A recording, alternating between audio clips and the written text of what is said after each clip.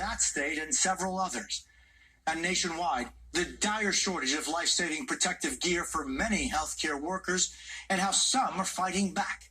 We have coverage with our NBC News correspondents from across the country on the latest developments. Kathy Park leads us off tonight.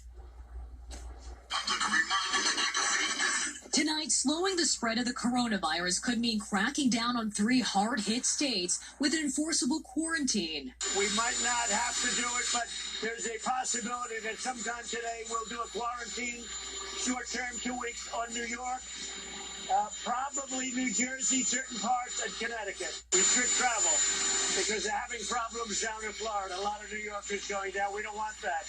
New York's governor questioning that directive. I don't know how that could be legally enforceable. His state is bracing for the crisis to peak in 2 to 3 weeks, but today passed 52,000 cases. New York is still scrambling to secure more life-saving resources, even considering manual ventilators. Someone squeezes the ventilator, the bag, continuously. As healthcare providers from across the country warn that medical supplies are running dangerously low, U.S. mayors are also sounding the alarm, citing a survey that around 90% of their cities don't have enough masks, test kits, and other personal protective equipment. Nurses in the Bronx staged a protest today saying their lives are being put at risk. We're afraid. Meanwhile, there's no slowdown among patients waiting to be tested.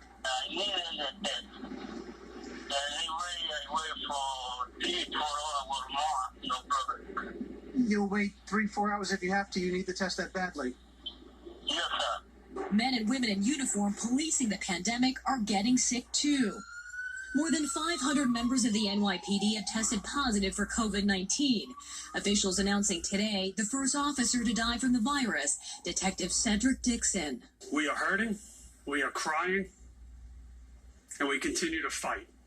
Rhode Island is stepping up patrols so that incoming New Yorkers self-quarantine for 14 days. The National Guard and state police are going door to door enforcing the rule and stopping drivers at checkpoints. Tough new measures as more states prepare to become the next hotspot, including Florida, where a 40-year-old from Miami died just 4 days after the diagnosis. His partner, Franco Conquista, urging the public to stay inside. Just stay home. Don't just think of yourself. It is happening. People are suffering. People are dying.